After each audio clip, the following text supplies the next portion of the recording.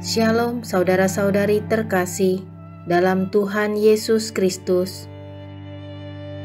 Selamat datang kembali di channel Iman Kristiani. Pada video kali ini, kita akan membahas tentang nilai yang tak terhingga dari suatu misa kudus.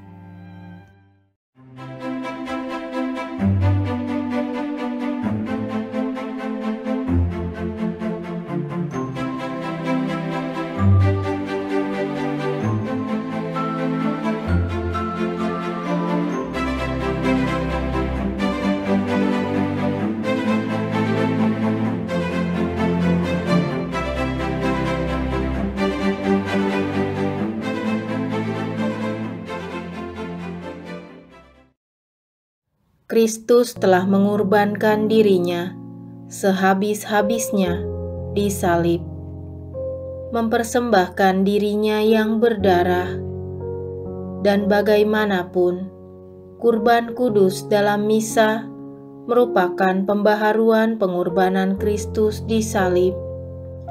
Itulah kurban yang terbesar. Melalui persembahan misa kudus, kita membawa kurban yang paling layak kepada Allah, sehingga kita dapat mempersembahkan kepadanya semua kebutuhan dan kesepakatan kita. Tanpa melalui apapun, manusia dapat begitu bahagia hanya melalui penyerahan diri kita untuk dipersatukan dengan kurban Kristus di salib. Melalui Kristus, salib telah menjadi tanda kekuatan, sifat, kasih, dan kesetiaan. Kasih dan kesetiaan sampai mati.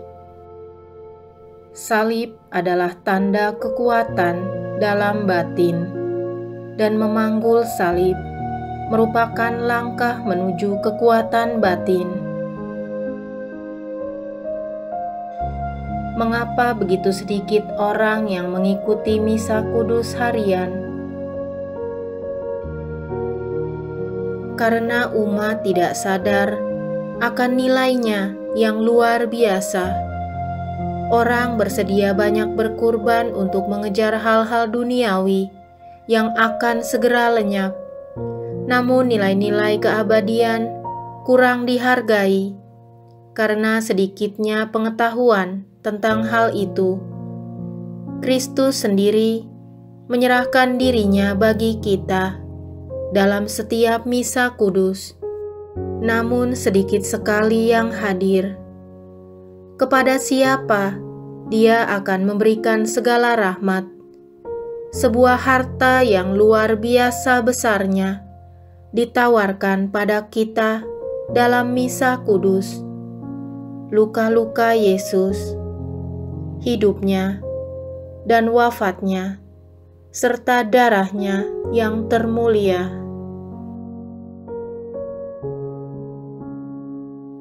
Harta kekayaan itu tidak dapat dibiarkan begitu saja.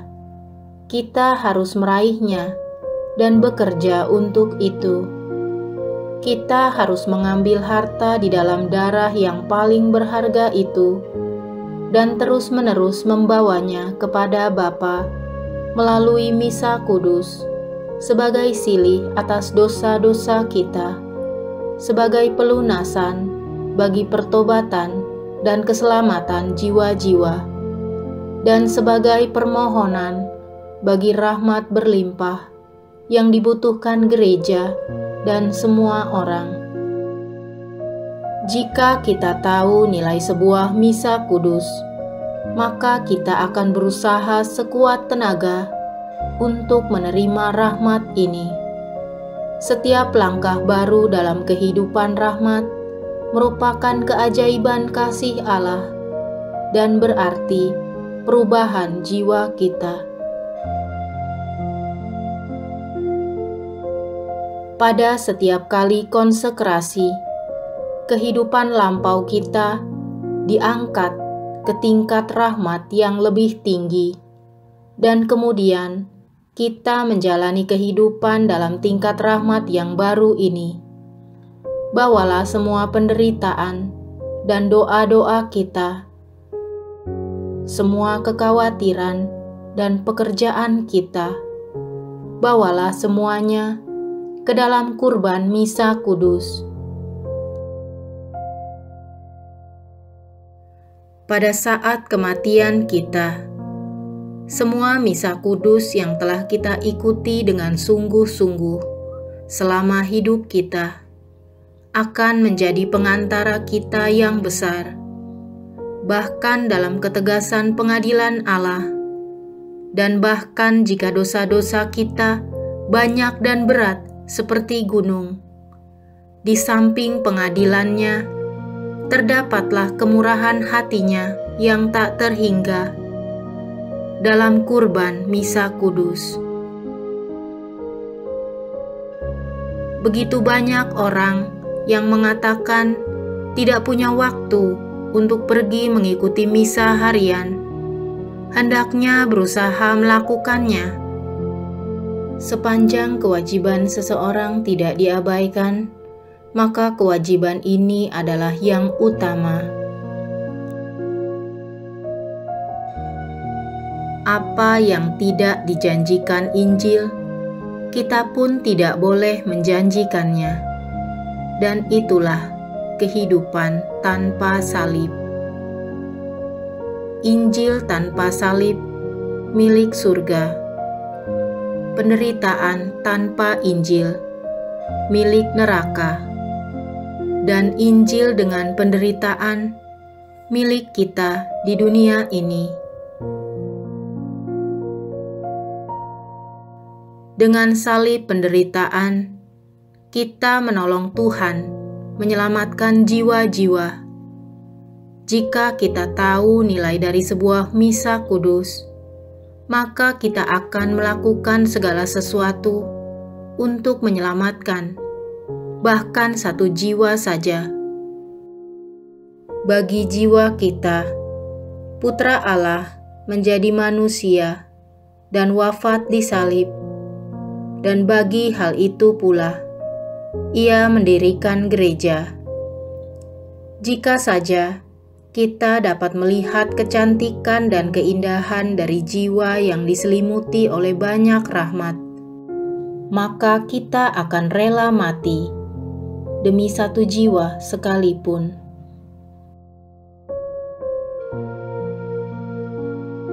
Santo Fransiskus dari Assisi mengatakan, "Ambillah segala sesuatu dariku ya Tuhan, tetapi izinkanlah aku menyelamatkan jiwa-jiwa." Santa Gemma Galgani mengatakan, "Aku mohon kepada Yesus untuk memberi banyak salib padaku, sehingga melalui penderitaan itu, aku dapat memenangkan banyak jiwa baginya." Pelajarilah kehidupan para kudus. Dari ajaran-ajaran mereka, kita mendapatkan kebijaksanaan untuk mengetahui betapa besarnya nilai dari satu jiwa. Para kudus menjadi milik kehidupan semua orang dalam rumah-rumah umat Allah. Para kudus adalah teladan yang luar biasa. Mereka adalah orang-orang seperti kita. Mereka adalah perintis jalan kita, dan karena itulah mereka menjadi milik dalam semua rumah-rumah Allah. Jika kita berjalan mengikuti jejak mereka, kita akan menerima juga apa yang telah mereka peroleh. Namun sebelumnya, hormatilah Bunda terberkati dalam hidup kita. Kita menyapa Maria dalam litani, "Engkau Bunda yang patut dikasihi." Ya, kita memanggilnya Bunda. Telah dikatakan oleh Yesus, "Lihatlah, inilah ibumu." Melalui Maria kepada Yesus adalah jalan yang paling pasti menuju Allah. Maria adalah warisan yang luar biasa besarnya yang diberikan Yesus pada kita, termasuk untuk setiap orang. Semoga hal ini membawa sukacita dan penghiburan bagi setiap orang dalam segala situasi kehidupannya. Kata ibu menyegarkan setiap hati yang patah semangat. Kata yang membuat perasaan aman. Ya, dia adalah Bunda yang patut dikasihi.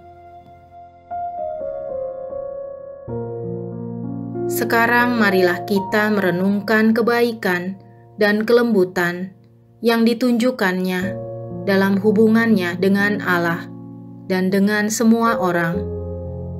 Bunda Maria juga sangat mengasihi dan layak untuk dikasihi oleh kita. Ia selalu sopan dan lemah lembut.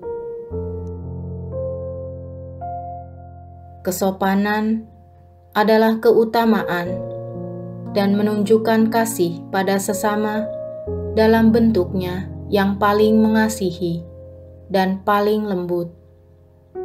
Bunda Maria adalah juga hamba Allah yang paling rendah hati. Rendah hati mengakui kesalahan, mendatangkan pengampunan, rahmat, dan kemurahan hati. Semakin rendah hati seseorang di hadapan Allah, semakin banyak Allah bertindak atas dirinya. Allah menempatkan rahmat-Nya dalam tangan keibuan yang penuh kasih. Maria, Bunda segala rahmat. Betapa suatu pikiran yang penuh kasih dan menghibur. Semua rahmat yang dicurahkan pada kita setelah wafat Kristus demi keselamatan kita mengalir melalui tangan Maria. Tangannya yang penuh kasih dan lembut menyentuh segala rahmat yang belum pernah diterima manusia.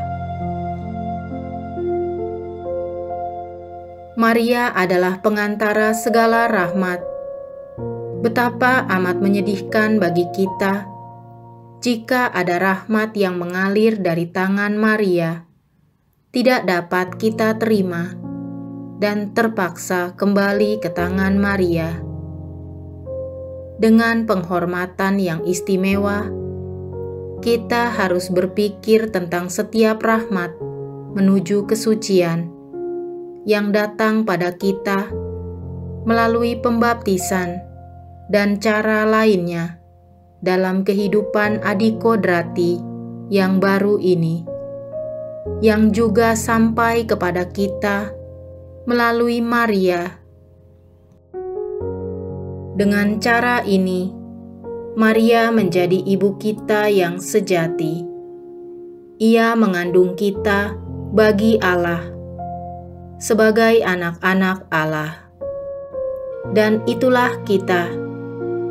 Dari posisi dan perannya yang amat penting ini, pada gilirannya, Maria amat layak setelah Allah menerima penghormatan, kasih, dan kepercayaan kita yang terbesar. Bagi kita, ia merupakan kekuatan doa yang selalu mendengarkan kita dan tidak pernah mengabaikan siapapun. Amin.